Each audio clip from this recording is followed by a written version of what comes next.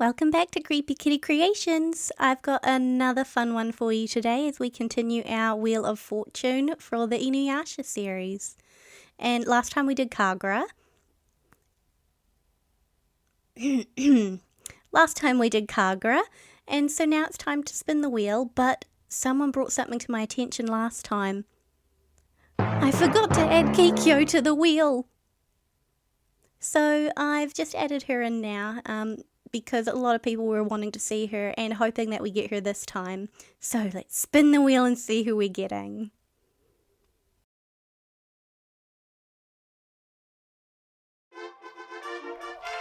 Oh, I got Rin! So for those of you who aren't familiar with the series, Rin is a 10-year-old girl that travels with Lord Sesshomaru. I won't say too much more so that I don't give any spoilers. So this will be fun. She'll be a bit more simple to make than Kagura. So let's get started and pick out a body. Let's head over to the stock box. Oh, and I haven't showed them on the channel yet, but this is where I keep all of the dolls that I've made so far. Some of them haven't made it onto the channel, like that one in the front left and the Kitsune doll.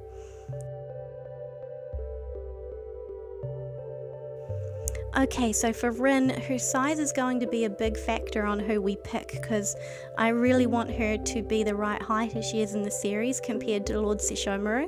So I already know that I'm going to be using a BTS doll for Lord Sesshomaru. So let's see if this AliExpress doll is the right height. Perfect! Not too small and not too tall. Great. Yeah, a cave club would be way too tall. So let's take her back to the craft room. Right, so now we have our doll base. She's really cute. So let's cut off all of her hair and rip out her eyes. Right, yeah, she's a really cute doll. I'm gonna have to keep this outfit for a later project. It's actually really well made considering the doll was only about $7 New Zealand dollars. And all the joints move really well. The hair's not all that great, so we're just going to cut all of that off and prep the doll like we usually do. And her head just pops off easily, you don't need to heat it up with a hairdryer or hot water. But her eyes are a bit of a problem, and her neck hole is too small, so we're going to have to cut her head open. So I use a fresh blade so that it cuts through the vinyl nice and clean with no jaggies. And then we can just pull all of the hair fibers out. What I love about these dolls is that they don't use glue, so you can just pull them out with your fingers. So much easier. But some of them were a bit stubborn around the hairline, so I did have to use my pliers.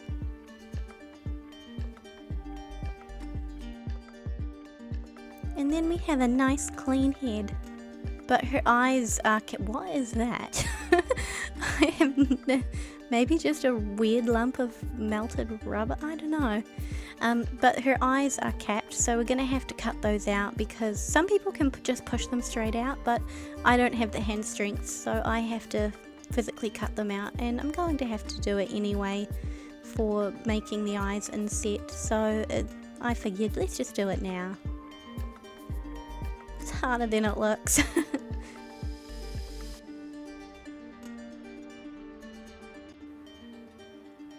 And then I change to a more precision blade and I just start whittling away at the vinyl around the eyes, because I don't want them to make the eyes look too far inset, or they're going to look a little bit odd. I've sped it up, but I actually do this very slowly because I'm terrified of poking through the vinyl and cutting a hole in her face. And of course, not cutting your fingers as well.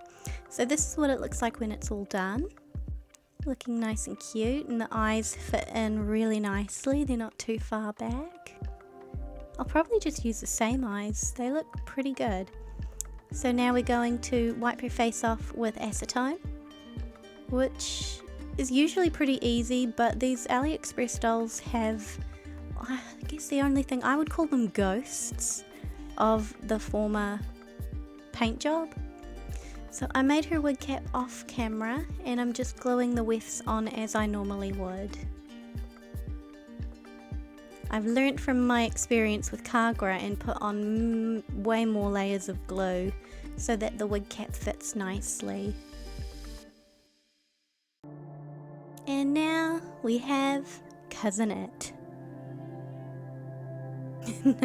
Well, she's gonna need a haircut. So we'll first trim the fringe. Her fringe is quite jaggy in the anime, so I'm going to have to whittle it down with a razor. But she also has this wee little side ponytail, so I'm going to keep all this and make a new weft for her ponytail.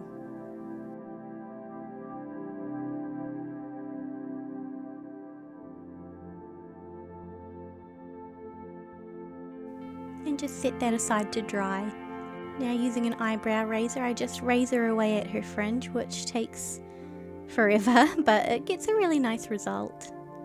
And just do the same with the length of her hair. It wants to stick up all over the place, so I've wet it with a toothbrush and I'm just putting some Glad Wrap over her head. And once left overnight, it sits nice and flat. And we've got our dry weft now, which to make a wee ponytail, we just roll it up like this with a little bit of glue on the weft. Please ignore my horrible nails, I haven't gotten around to doing them yet. And we get a little ponytail. I was thinking of gluing this directly onto her wig, but I was a little bit nervous about the placement, so let's glue a pin into it so then we can move the ponytail if the positioning isn't quite right. And there we go, finished wig. I think it's really cute. Now for her kimono. So I'm just recycling some old manuscript paper, and I have so much of it, so pattern making's not a problem. So we're just going to sketch out her general shape, so the length of the sleeve. Unfortunately I couldn't really reuse Kagra's pattern since it's a totally different doll. And then measure out the head, the neck and the length, so to sketch out the front and back pattern pieces. I always used to think that kimono were really tricky to make, but now that I've been making more of them, they are so easy. I really enjoy making them. Not so much the painting of them, but they're time consuming, but the actual sewing and putting the pattern together is a lot simpler than I remember it being. So test on the doll. So that sleeve is about the right length. And now for the back piece. Like with Kagra's, I want to keep it how it's traditionally sewn, having the seam at the back. And just measuring that on the doll to make sure that it fits. Now, I don't usually do this, but I'm going to sketch the pattern pieces onto the actual fabric because I want to paint on the orange and yellow checks. I couldn't find any fabric that actually had it in the right colour or the right size of the squares, so I thought it's just easier to paint them on.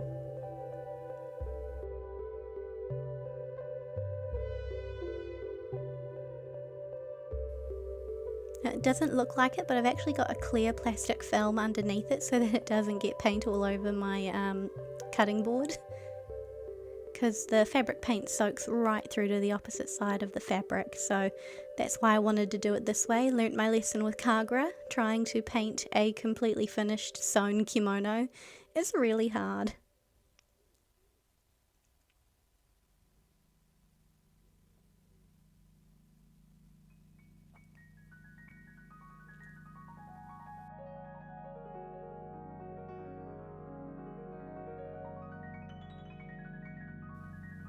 And through the magic of time-lapse, all of that painting is done. We're going to stitch the back pieces together and sew down the middle, like this. So now we have a finished back. And then we're going to take our two front pieces, put right sides together at the shoulders, and stitch our shoulder seams right along here. Like so. And they just flip over. Looking good. So now I'm going to test the length of the sleeve on Rin's arm, and they're a bit long.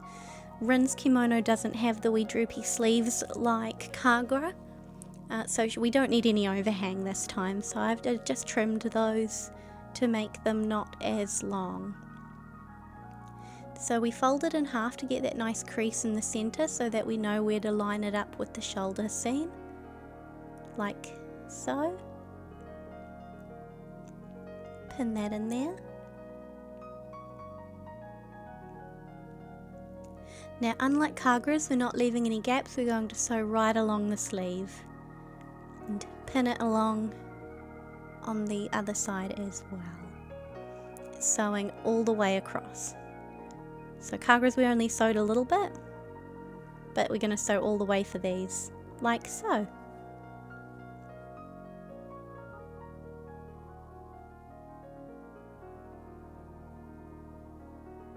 So then you get a full sleeve rather than one that has those wee little hanging down bits. Fit it on our model. It's looking good. I should have added a little bit more length onto the sleeve though, so there's not enough to hem it and sew it, so I'm going to glue it so that we get a nice neat edge. I don't usually do this because I prefer sewing, I think it's more reliable, but I must admit the glue does look a lot better. So now we're going to flip it around, right sides together, very important, always have your right sides facing together. And then we're just going to sew around the sleeve and the sides, like so. Turn it right way in, and then we have the collar. So I've turned in the ends so that they're nice and neat. I don't want to have to sew it all, so I'm just going to fold them there, and then fold it in half, and just trim the corners like so.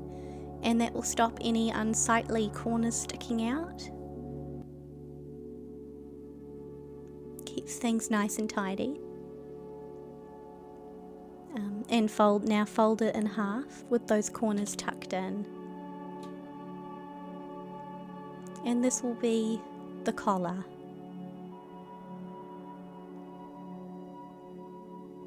Make sure those ends are nice and tucked in.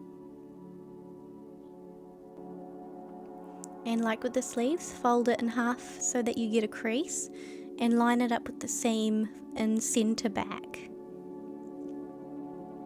And pin right along the front and back. Looks a little bit confusing, but that just sew right along here, and having that fold and lining it up with center back really does help with getting it all lining up nicely. So when we fold it back over, this is what it looks like.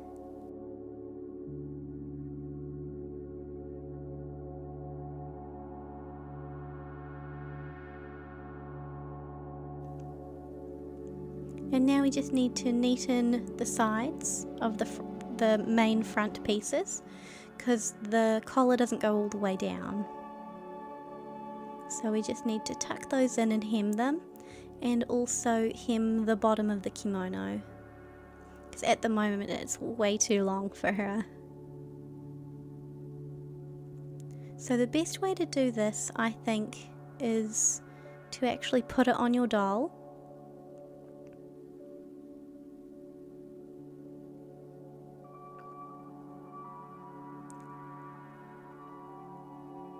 And because this sort of wraps around a bit, it's a bit different from, say, if you were hemming a skirt. So you want it to look the same height when it's finished, like this. So that's not necessarily going to be the same as making it even all the way around the bottom.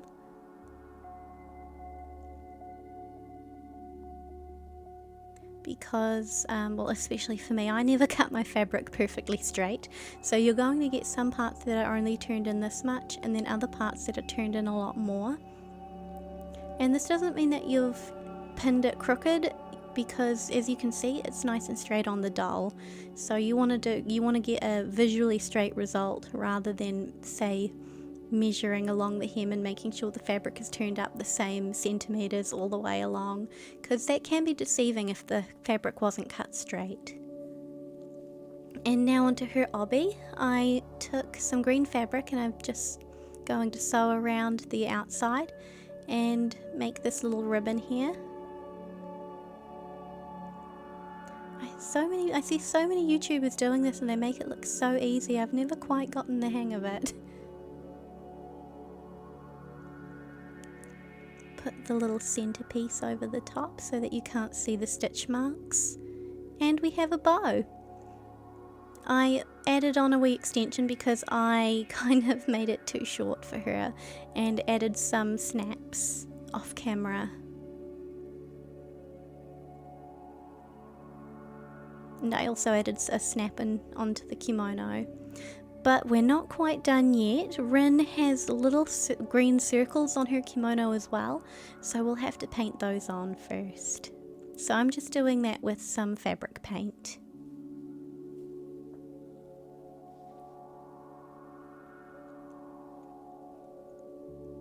Are circles hard to paint freehand?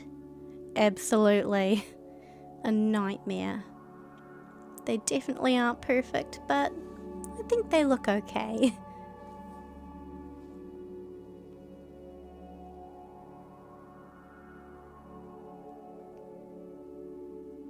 And now we can do her face up.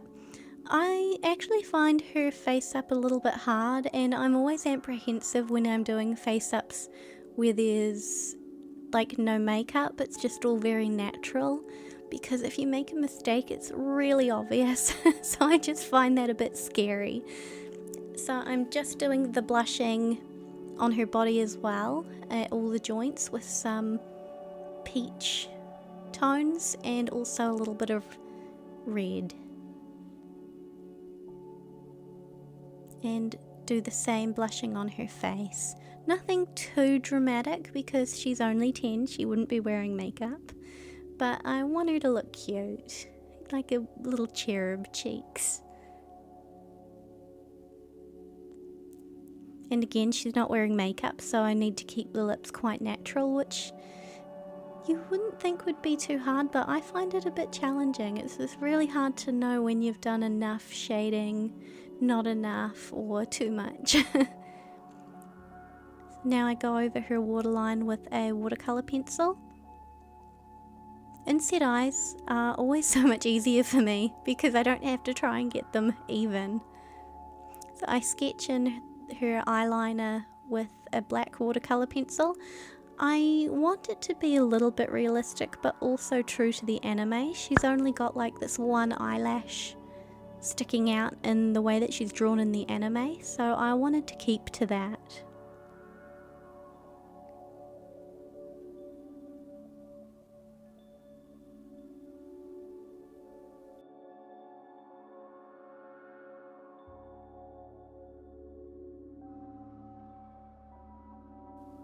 It's so hard to keep the pastel dust from getting everywhere. Her eyebrows were a bit tricky because all of the Inuyasha characters are drawn with very, very thin black eyebrows that are just like a thin line. So I tried to keep them quite thin, but I still wanted to be able to draw the individual hairs in my style. So that was, and getting the right shape was a bit tricky.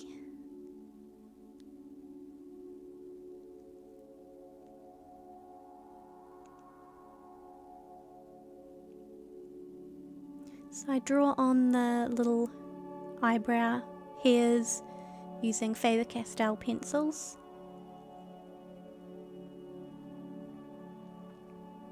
And draw in her eyelid with a dark brown. while doing a little bit of shading and some white pastel on the inner corner of her eyes, because I just think it brightens everything up. You know me, Creepy Kitty loves a little bit of white pastel or white Pearl-Ex powder on the inner corner of the eye. I think I do it on all of my dolls.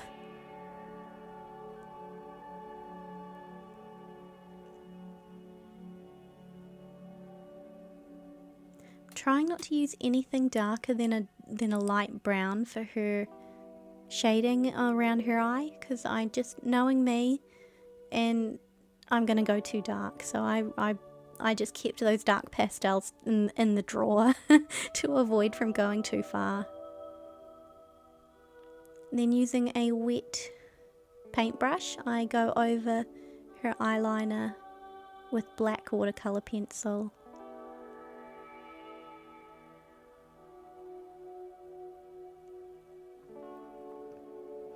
Rin was always one of my favourite characters in the anime, which is probably because Sesshomaru is my all-time favourite character. So I always loved the episodes with both of them in it. I think it's just so cute.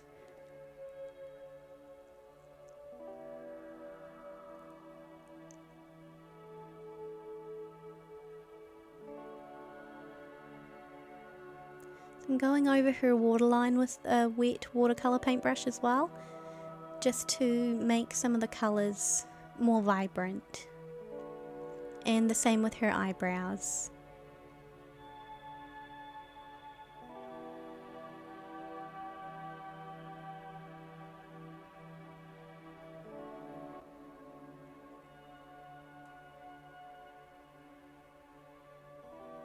Looking pretty good.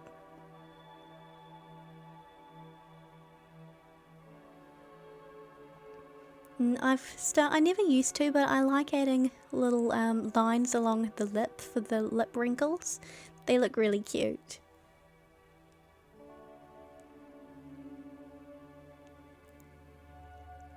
And adding some little dots for some shines along the waterline. Even though I'll be glossing them, I think they look really nice with some highlights.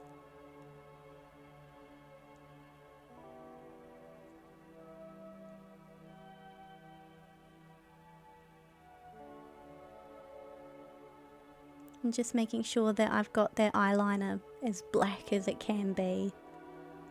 I really don't want it to look washed out.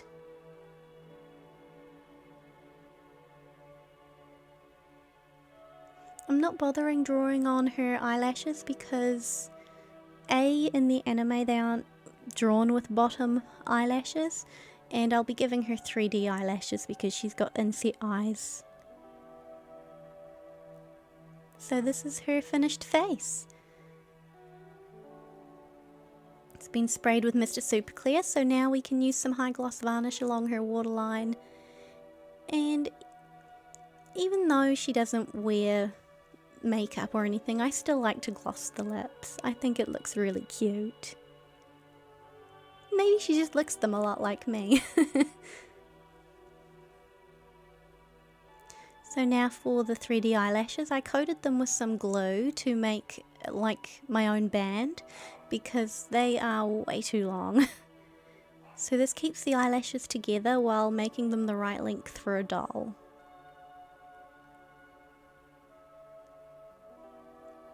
And measure them. A little bit tricky. They don't want to stay in place. And cut them to size.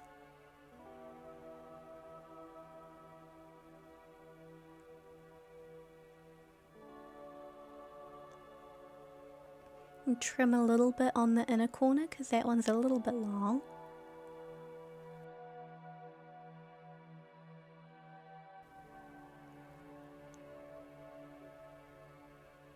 Perfect. Definitely the right size. So I do the same for the other eye and put a little bit of Elmer's glue along the lash line, waiting a little while for it to dry ever so slightly and get a bit tacky, so that they should stay in place while they dry on their own. Much easier than doing lashes on non-inset eyes, I must say. So much easier. but I still get paranoid. They look great. I still get paranoid, so I put a whole bunch of glue on the inside of the eye to really hold them in place. I don't want them falling off. And once those are dry, we have some inset eyelashes. They look really cute. And now my least favourite part, putting in the eyeballs. I never seem to be able to do this right. They always just want to pop back out. I end up having to use so much more blue tack than I probably should have to, but they end up okay eventually after a lot of manipulating and poking with a paintbrush. So now we can put her all together.